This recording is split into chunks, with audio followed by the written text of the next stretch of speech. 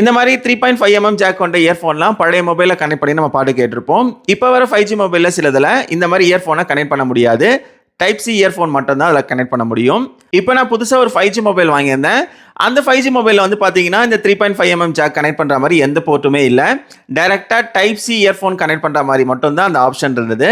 ஆனால் எனக்கு இந்த இயர்ஃபோன் தூக்கி போகிறதுக்கு மனசே இல்லை. ஏன்னா இதில் பேஸ் சவுண்ட் நல்லாயிருக்கும். இப்போ இதை கனெக்ட் பண்ணுற மாதிரி ஒரு கன்வெர்ட்டர் வாங்கியிருக்கேன். இங்கே பாருங்கள், type C to 3.5mm adapter இது. இதை பயன்படுத்தி தான் இதை பழைய இயர்ஃபோனை இதில் கனெக்ட் பண்ணி இப்போ வாங்கின புது ஃபோனில் நான் பாட்டு கேட்டுட்டு இருக்கேன். இதை வந்து இந்த இயர்ஃபோனை இதில் கனெக்ட் பண்ணிவிட்டு இப்போ நம்ம அந்த 5G மொபைல் இருக்குல்ல, இப்போ டைப் சி மொபைல் அதில் இதை கனெக்ட் பண்ணால் போதும், கனெக்ட் ஆகிடும். இல்லை சாங் கேட்கலாம், மைக்குமே நல்லாவே ஒர்க் ஆகுது. இந்த மாதிரி கேமிங்க்கு பயன்படுத்துகிற ஹெட்ஃபோனுக்கும் நீங்கள் பயன்படுத்திக்கலாம். இந்த மாதிரி ஹெட்ஃபோனில் வந்து பார்த்தீங்கன்னா போர்ட் வந்து 3.5mm கொடுத்துருப்பாங்க. அதை இதை நீங்கள் கனெக்ட் பண்ணிவிட்டு மொபைலில் கனெக்ட் பண்ணிக்கலாம்.